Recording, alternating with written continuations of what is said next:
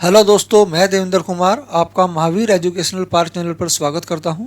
आज का सीटेट का हमारा टॉपिक है अधिगम संबंधी विकार व रोग।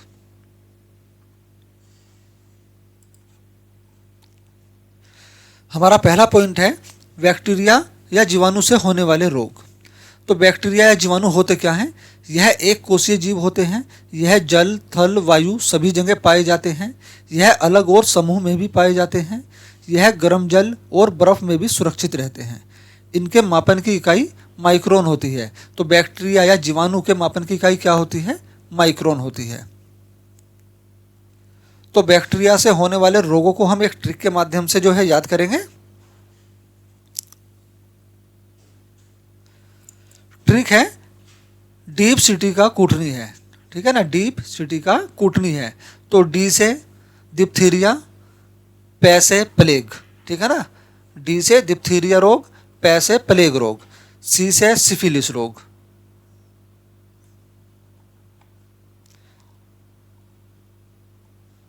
टी से टीटनेस। टीटनेस को हिंदी में, शुद्ध हिंदी में धनुस्तंभ बोलते हैं।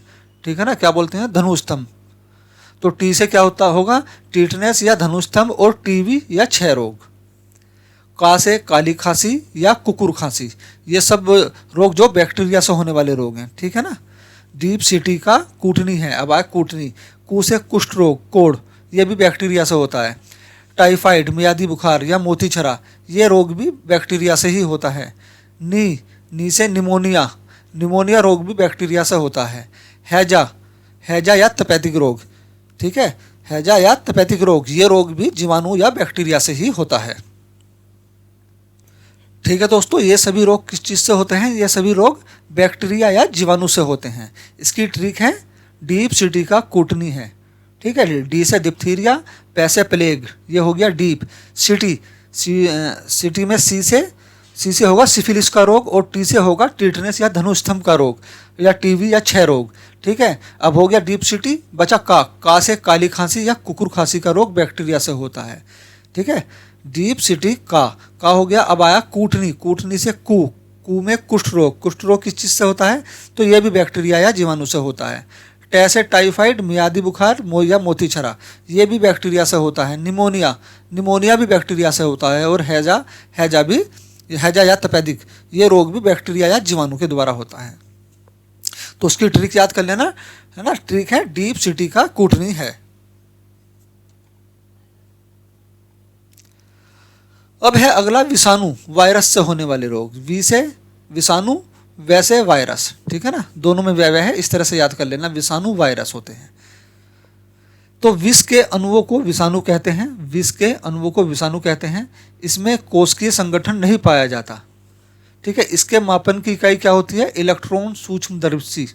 इलेक्ट्रॉन सूक्ष्मदर्शी के द्वारा किया जाता है। इनका मापन इलेक्ट्रॉन सूक्ष्मदर्शी के द्वारा किया जाता है। इन पर उच्च व निम्न दाब का, ठीक है ना, उच्च व निम्न ताप का कोई प्रभाव नहीं पड़ता। इसको भी हम एक ट्रिक के माध्यम से याद करेंगे। इसकी ट्रिक है रेखा हमें हिट करके पोइछे। पोइछे का मतलब पीछे छोड़ गई। ठीक है ना, पोइछे। तो इसमें क्या है? रेखा हमें हिट करके पोछे छोड़ गई। तो रे से क्या है? रे से होगा रेबीज का रोग। इससे प्रभावित अंग होगा तंत्रिका तंत्र। रेबीज के रोग से जो प्रभावित अंग है वो कौन सा अंग है? वो है तंत्रिका तंत्र। रेबीज रोग के लक्षण है रोगी पागल हो जाता है।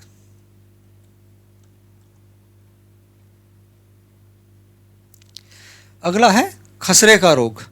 खसरे का रोग शरीर के पूरे शरीर में फैलता है। इससे प्रभावित अंग जो है शरीर, पूरा शरीर होता है। इसमें क्या होता है? इसके लक्षण क्या है? शरीर पर लाल दाने उभर जाते हैं।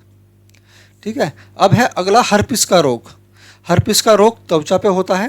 त्वचा में सूजन होना, इसके लक्षण है त्वचा में सूजन हो जाना।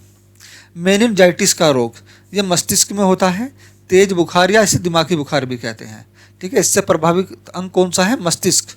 मेनिनजाइटिस से प्रभावित अंग कौन सा है? मस्तिष्क। अब है अगला हिपोटाइटिस। हिपोटाइटिस या पीलिया, इससे प्रभावित अंग कौन सा है? यकृत। हिपोटाइटिस पीलिया से प्रभावित अंग यकृत है। और इसके लक्षण क्या है? पेशाब, आँख, त्वचा का पीला होना, भूख ना लगना, ये भी इसका लक्षण है। ठीक है ना। यकृत, यकृत मतलब लीवर। लीवर। ट्रैकोमा का रोग जो है इससे प्रभावित अंग है आंख। इस रोग का लक्षण क्या है? आंख में दर्द होना या आंख का लाल हो जाना। ठीक है दोस्तों, इसकी ट्रिक थी रेखा हमें हिट करके पोछे छोड़ गई। रैसे रेबीज का रोग, प्रभावित अंग था इसका तंत्रिका तंत्र, लक्षण था उसका रोगी इस रोग में पागल हो जाता है। खैसे खसरे का रोग, पूरा शरीर प्रभावित होता है, शरीर पर लाल दाने उभर जाते हैं। हर्पिस का रोग, रेखा हो गया, अब आया हमें, रेखा हमें, ऐसे हर्पिस का रोग, हर्पिस के रोग में त्वचा प्रभावित होती है, पूरी त्वचा में सूजन हो जाती है। ठीक है, ऐसी है बिल्कुल ट्रिक के माध्यम से आप जो याद करेंगे, एक दो बार आपको ट्रिक आजमाने की जरूरत है, बार बार उसको ज़्यादा दोहराना नहीं है, दो चार बार भी आप दोहराएंगे याद करेंगे वो बिल्कुल एकदम क्लियर हो जाएगी, फिर उसको बार बार आपको याद करना नहीं पड़ेगा। ठीक है, रेखा हमें हिट करके पोछे छोड़ गई। ठीक है, तो ये सारे रोग किससे होते हैं? ये सारे रोग विषाणु या वायरस के द्वारा होते हैं। करके इसमें साइलेंट होगा, ध्यान रखना, करके इसमें साइलेंट होगा। रेखा हमें हिट करके, तो करके जो है वो साइलेंट है, करके से कोई भी रोग नहीं है इसमें। ठीक है, करके पोछे छोड़ गई, पोछे से है। ठीक,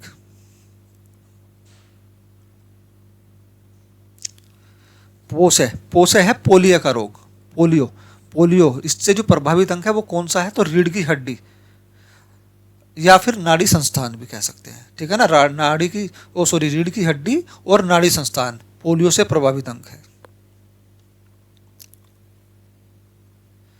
अगला है एड्स का रोग। एड्स का रोग भी जो है प्रतिरक्षा प्रणाली के द्वारा जो है इस रोग से प्रभावित होती है और इस रोग के लक्षण है रोग प्रतिरोधक क्षमता का कम हो जाना। ठीक है, अगला है चेचक का रोग। चेचक का रोग पूरे शरीर में फैलता है, इससे प्रभावित अंग पूरा शरीर होता है। इस रोग का लक्षण है तेज बुखार, शरीर पर चकत्ते बनना। अगला है पीछे छोड़ गई, छह से छोटी माता। ठीक है, इस छोटी माता का रोग पूरे शरीर में होता है, इससे प्रभावित अंग पूरा शरीर होता है। इस रोग के लक्षण है हल्का बुखार, शरीर पर पितिकाएं उभर आना। ठीक है, छोड़, डैश है डेस है, डे को डेस कर लेना है ना, जैसे छोड़ है ना, छोड़ से छह से तो छोटी माता हो गई, इसको डे से करना डेंगू से जो है प्रभावित अंग है वो पूरा शरीर होता है। इसमें इस रोग के लक्षण हैं सिर, जोड़, आंख जो है इस रोग से प्रभावित होते हैं, या फिर क्या नहीं प्रभावित नहीं होते, दर्द होता है, इन सब शरीरों में दर्द होता है। इस रोग के जो लक्षण है वो पूरे शरीर में दर्द करता है, सर में, आंखों में, हड्डियों के जोड़ों में बहुत ज़्यादा दर्द होता है। अगला है छोड़ गई। ठीक है ना, छोड़ तो हो गया, अब आया गई से गै से गलसो का रोग जो होता है इससे प्रभावित अंग है पैर या थायराइड ग्रंथि। ठीक है, इससे प्रभावित अंग कौन सा है? पैर या फिर थायराइड ग्रंथि। इस रोग के लक्षण है जवार, मुंह खोलने में परेशानी होती है। गैसे गलसो हो गया, ई से इन्फ्लुएंजा रोग जो है पूरे शरीर को प्रभावित करता है। इस रोग का लक्षण है छींक होना और बेचैनी होना। ठीक है दोस्तों, इस रोग की ट्रिक थी रेखा हमें हिट करके पीछे छोड़ गई। रैसे रेबीज का रोग, खैसे खसरे का रोग, हैसे हर्पिस का रोग, फिर है हिपोटाइटिस का रोग, ट्रेकोमा का रोग, फिर है पोलियो का रोग। इसमें करके जो है साइलेंट होगा, ध्यान रखना, करके साइलेंट होगा। फिर एड्स का रोग, चेचक का रोग, छोटी माता का रोग, डेंगू का रोग, गलसो का रोग, इन्फ्लुएंजा का रोग। ये सब किससे होते हैं? ये सब विषाणु या वायरस के द्वारा होते हैं।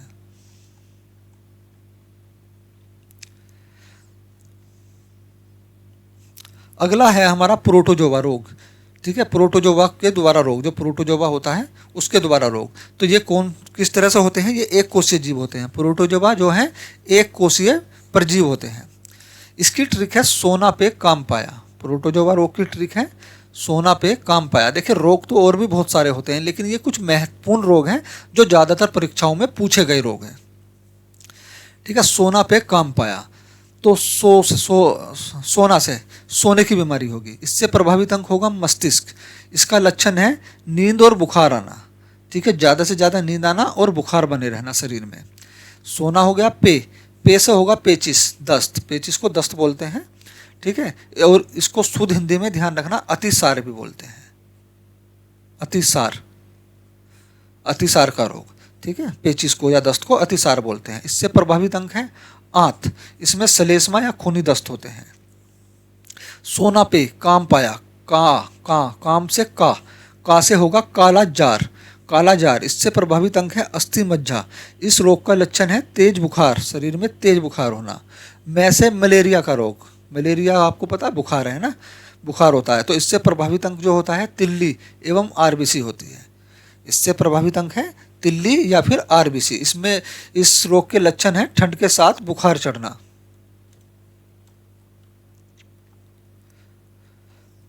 अगला है पाया, पाया से पायरिया। पायरिया से प्रभावित अंग है मसूड़े। मसूड़ों से रक्त आता है और उसमें बदबू आने लगती है, मसूड़ों से बदबू आने लगती है। ठीक है दोस्तों, प्रोटोजोआ जनित रोग कौन से हैं? प्रोटोजोआ, पहले तो इस बात को समझिए कि एक कोशीय परजीव है। और प्रोटोजोआ से होने वाले रोग कौन से हैं? तो उसकी ट्रिक है सोना पे काम पाया। ठीक है, सो से सोने की बीमारी, पे से पेचिस, का से कालाजार, मैं से मलेरिया, पाया से पायरिया। ये सब किसके द्वारा होते हैं? प्रोटोजोआ के कारण होते हैं। अगला है हमारा कवक, कवक या फंगस। ठीक है, कवक या फंगस के द्वारा होने वाले रोग। तो इसकी ट्रिक है गंजा दामाद खाए फ्रूट। ठीक है, गंजा दामाद खाए फ्रूट। और कवक या फंगस, ये फंगस इन्फेक्शन होता कैसे है?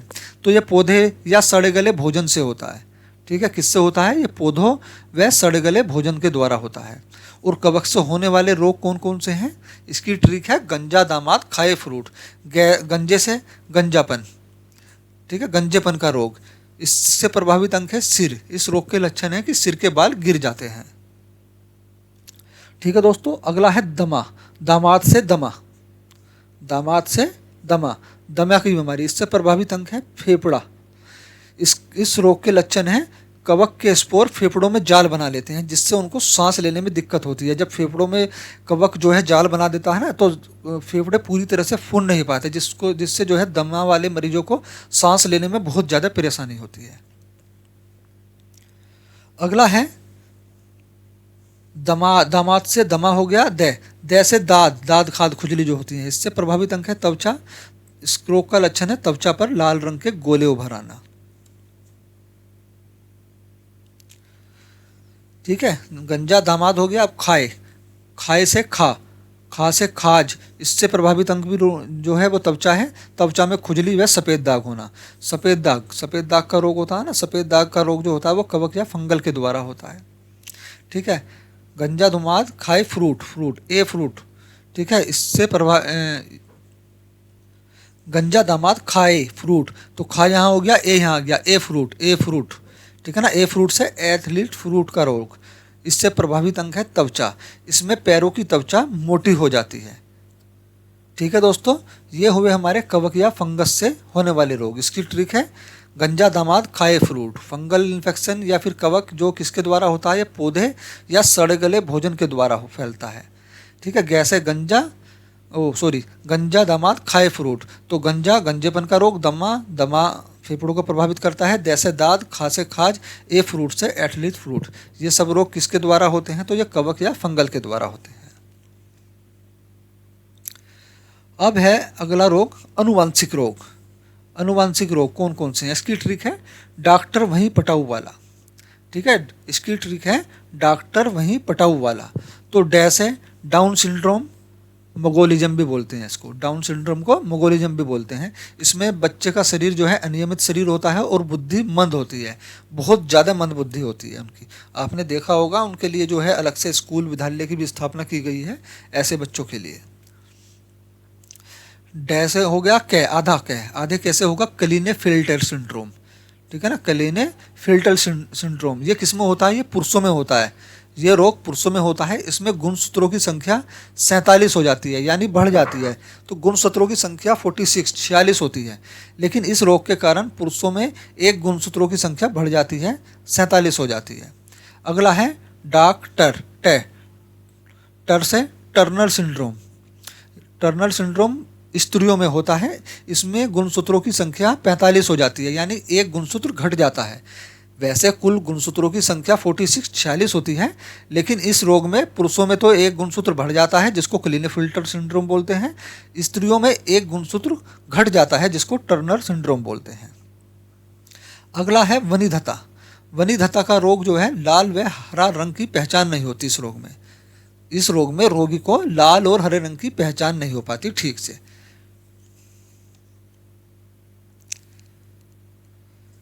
अगला है हीमोफिलीमिया का रोग।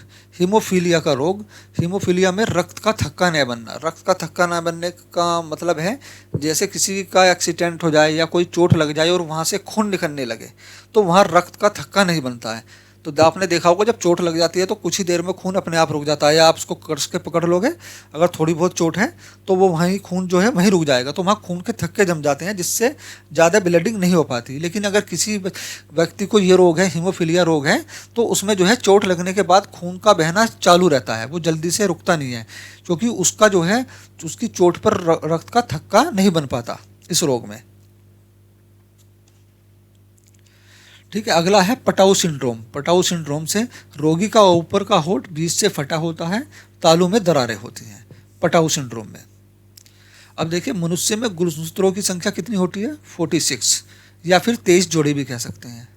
कितनी? 23 जोड़ी। ठीक है, मनुष्य में गुणसूत्रों की संख्या 46 होती है या फिर 23 जोड़ी। 22 जोड़ी शरीर की संरचना बनाते हैं। ध्यान रखना, 22 जोड़ी गुणसूत्र जो हैं वे बच्चे की शरीर की संरचना बनाते हैं, या भ्रूण की शरीर की संरचना बनाते हैं। और एक जोड़ा जो 23वां जोड़ा होता है वो लिंग निर्धारित करता है, स्त्री होगी या पुरुष। ठीक है ना, लास्ट का जोड़ा जो है वो ये निर्धारित करता है कि स्त्री होगी या पुरुष, यानी लिंग का निर्धारण करता है। अब चलते हैं हम अधिगम अक्षमता विकार पे। अधिगम अक्षमता विकार, इसमें जो है बहुत महत्वपूर्ण टॉपिक है ये, और यहाँ से सीटेट में हर बार क्वेश्चन बनता ही बनता है। ठीक है ना। पहला है अफेजिया। तो अफेजिया क्या होता है? अफेजिया में भाषा संबंधी विकृति या समस्या, बालक इसमें मौखिक रूप से सीखने में कठिनाई अनुभव करता है। अफेजिया में बालक मौखिक रूप से सीखने में कठिनाई अनुभव करता है। जो बालक भाषा संप्रेषण नहीं कर पाता, भाषा संप्रेषण का मतलब है अपने विचारों को प्रस्तुत नहीं कर पाता सामने वाले व्यक्ति के सामने, ठीक है ना, या अपने विचारों का आदान प्रदान नहीं कर पाता, उसको बोलते हैं भाषा संप्रेषण। ठीक है ना। अपने विचार व्यक्त ना कर पाए और शब्दों को सही से नहीं बोल पाता तो अफेजिया होता है। ठीक है ना। अगर किसी मानसिक रोग या क्षति या आघात के कारण हुआ हो तो इसको डिस्फेजिया बोलेंगे। अगर यही रोगी के लक्षण भाषा का संप्रेषण ना कर पाना, अपने विचारों को व्यक्त ना कर पाना, किसी मानसिक रोग या एक्सीडेंट या फिर आघात या फिर चोट लगने के कारण हुआ हो तो वो रोग डिस्फेजिया कहलाएगा। लेकिन अगर उसको एक्सीडेंट या मानसिक रोग या क्षति कुछ नहीं है, नॉर्मली वो भाषा संप्रेषण नहीं कर पा रहा है, अपने विचारों को व्यक्त नहीं कर पा रहा है, तो उस रोग को अफेजिया बोलेंगे। अगला है डिस्कैलकुलिया या न्यूमलेक्सिया। ठीक है ना। इसमें बच्चा गणितीय संक्रिया करने में कठिनाई महसूस करता है। अब देखना, डिस्कैलकुलिया से बनता है हमारा कैलकुलेटर। ठीक है। कैलकुलेटर में क्या करते हैं हम? गणना करते हैं। गणना किस चीज की करते हैं? गणित की।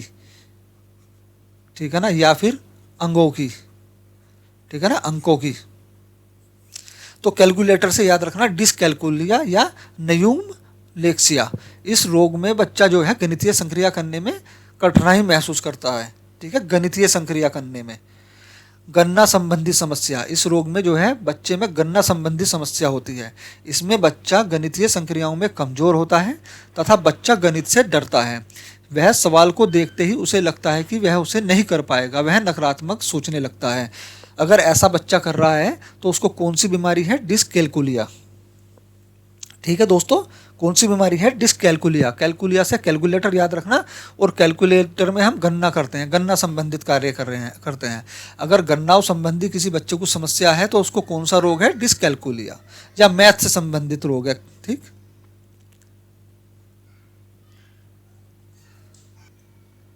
अगला रोग है डिस्ग्राफिया। इसमें बालक लेखन से संबंधित समस्या होती है।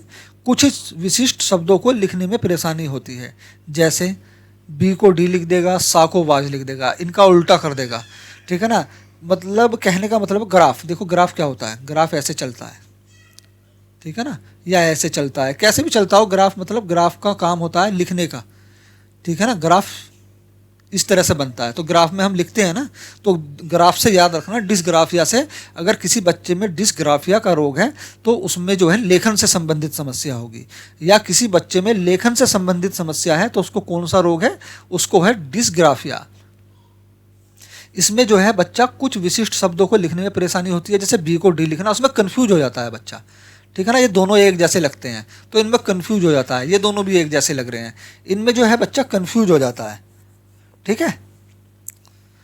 अगला रोग है डिसलेक्सिया। डिसलेक्सिया होता है वाचन और पाठन, पढ़ने और बोलने संबंधी समस्या, जैसे लकड़ी को लड़की और आप को अब पढ़ता है, ठीक है। डिसलेक्सिया वो जो था वो अफेजिया रोग था, जहाँ जो है बच्चा अपना मौखिक रूप से संप्रेषण नहीं कर पा रहा था, विचारों का आदान प्रदान नहीं कर पा रहा था, ठीक है ना। वो क्या था, अफेजिया रोग। वहाँ पर बच्चा संप्रेषण नहीं कर पा रहा था, अपने विचारों का आदान प्रदान नहीं कर पा रहा था, अपने विचारों को दूसरों के सामने रखने, प्रस्तुत करने से डर रहा था, उसको डर लग रहा था, वो अपने विचारों को प्रस्तुत नहीं कर पा रहा था। लेकिन वहाँ बच्चा बोल सही सकता था, बस उसमें एक कमी थी, वो जो है अपने विचारों को किसी दूसरे व्यक्ति के सामने व्यक्त करने से डरता था, उस अपने विचार दूसरे व्यक्ति तक पहुंचाने में उसे कठिनाई होती थी, ठीक है। लेकिन डिसलेक्सिया सब में बीमारी में क्या होता है, यहाँ जो है बच्चा बोलने संबंधी और पढ़ने संबंधी गलती करता है, जैसे लकड़ी को लड़की आपको अब पढ़ता है, ठीक है। वाचन और पठन संबंधी समस्या हो तो बच्चे को डिसलेक्सिया रोग होता है। अगला है डिस्प्रेक्सिया। डिस्प्रेक्सिया रोग जो है लेखन, पाठन, वाचन, गणितीय संक्रिया, गणना संबंधी समस्या है। यानी उपरोक्त चारों समस्या जिस बच्चे में हो तो उसको कौन सा रोग है, उसको रोग है डिस्प्रेक्सिया। जो बच्चा लेखन में भी, पठन में भी, वाचन में भी और गणितीय संक्रिया में, इन चारों में दिक्कत कर रहा है, इन चारों में उसको कठिनाई महसूस हो रही है, तो उसको कौन सा रोग है, उसको है डिस्प्रेक्सिया रोग, ठीक है। जिन बच्चों में डिसकैल्कुलिया, डिसग्राफिया और डिसलेक्सिया तीनों रोग हों तो उस रोग को क्या कहेंगे, उस बच्चे को डिस्प्रेक्सिया रोग है।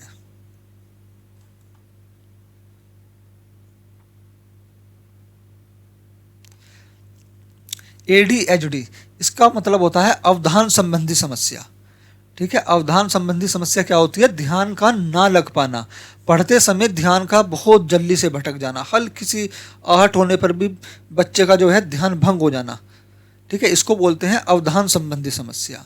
अगला रोग है डिमेंशिया। डिमेंशिया बच्चा इसमें जो है तर्क नहीं कर पाता है, ठीक है ना, तर्क नहीं कर पाता, चिंतन नहीं कर पाता, विश्लेषण नहीं कर पाता, अन्वेषण नहीं कर पा सकता, खोज नहीं कर सकता, ठीक है। बच्चे की इस रोग में तर्क शक्ति बहुत ज़्यादा कमज़ोर होती है, ठीक है। डिमेंशिया रोग में बच्चा इसमें तर्क नहीं कर पाता, चिंतन, स्मरण शक्ति इस रोग में कमज़ोर हो जाती है।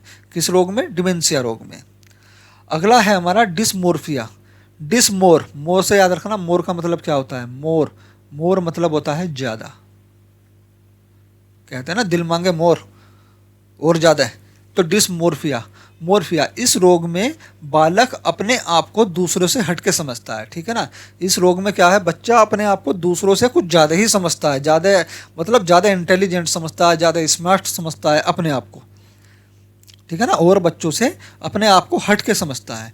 तो बालक इस रोग में अपने आप को बड़ा या अच्छा समझता है, जैसे वह दूसरों बच्चों से अपनी तुलना करता है कि वह दूसरे बच्चों से लंबा है या गोरा है या फिर तगड़ा आदि है, ठीक है। अगर कोई बच्चा दूसरों से हटके अपने आप को समझ रहा है या अपने आप को दूसरों बच्चों से अपने की तुलना कर रहा है और अपने आप को बड़ा या अच्छा साबित करने की कोशिश कर रहा है तो उसको कौन सा रोग है, उसको है डिसमोर्फिया। मोर मतलब ज़्यादा, अपने आप को ज़्यादा समझना, ठीक है।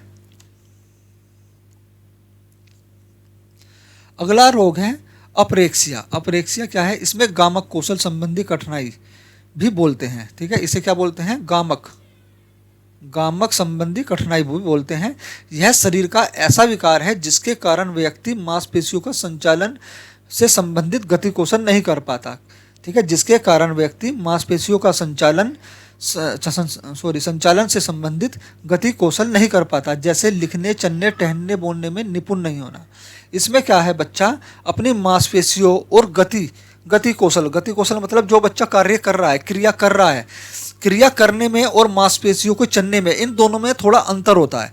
अब जैसे एक बच्चा है वो साथ साथ बोल भी रहा है, लिख भी रहा है, लेकिन यहाँ क्या होगा, बच्चा बोलेगा पहले, लिखा उससे बाद में जाएगा। यहाँ उसकी मांसपेशियाँ उसकी क्रियाओं के साथ जो है तालमेल नहीं बैठा पाती। ठीक है दोस्तों, तो लिखने, चलने, टहलने व बोलने में निपुण नहीं होता। यह मस्तिष्क के सेरेब्रम, मस्तिष्क का एक भाग होता है सेरेब्रम, उसमें क्षति के कारण होता है। ठीक है, मस्तिष्क के सेरेब्रम में क्षति के कारण होता है। आँखों और हाथों के बीच में वह संतुलन स्थापित नहीं कर पाता।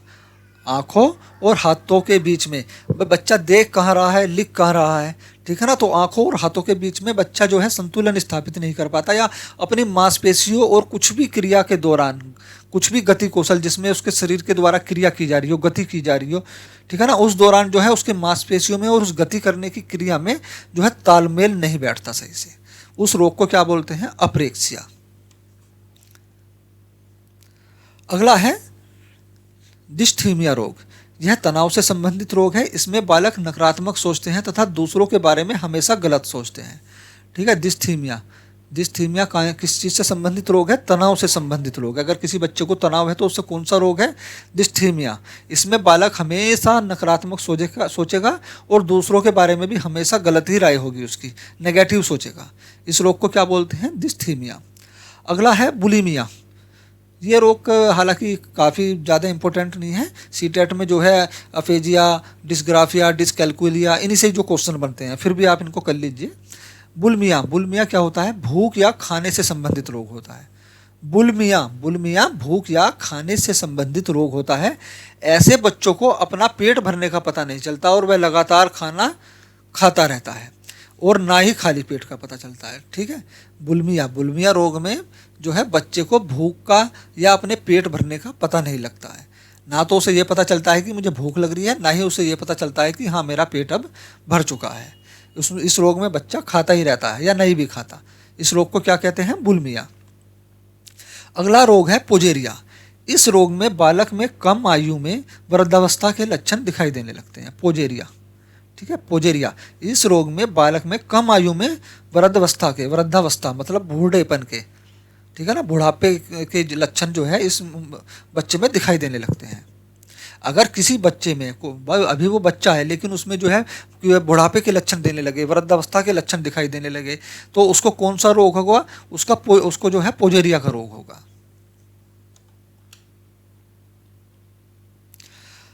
अगला है दोस्तों साइकोसिस। साइकोसिस, इस रोग में बालक असामान्य व्यवहार करता है। कौन सा, कैसा व्यवहार करता है, असामान्य व्यवहार, और रोगी अकेले रहना लगता है। ठीक है, अगर कोई बच्चा असामान्य व्यवहार कर रहा है या अकेले रहने लगा है तो उसको कौन सा रोग है, उसको है साइकोसिस। ठीक है, अकेले रहने लगता है, वह अपनी जिम्मेदारी तथा जरूरत का ध्यान भी नहीं रख पाता।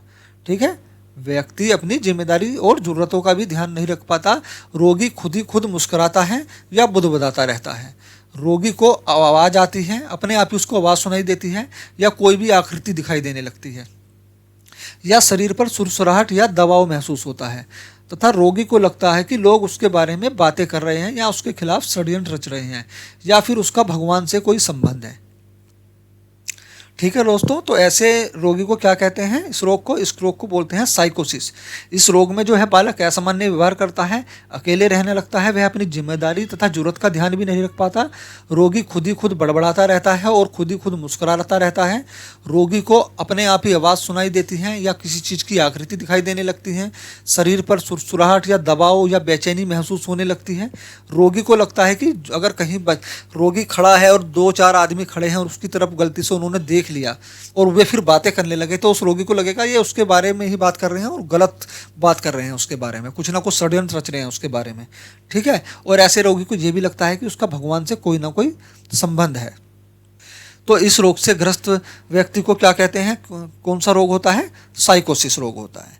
ठीक है दोस्तों, सीटेट का आज का टॉपिक यहीं पर समाप्त होता है। अगर वीडियो अच्छी लगी हो तो वीडियो को लाइक, चैनल को सब्सक्राइब जरूर करें और वीडियो को साथ में शेयर भी करें। वीडियो देखने के लिए धन्यवाद।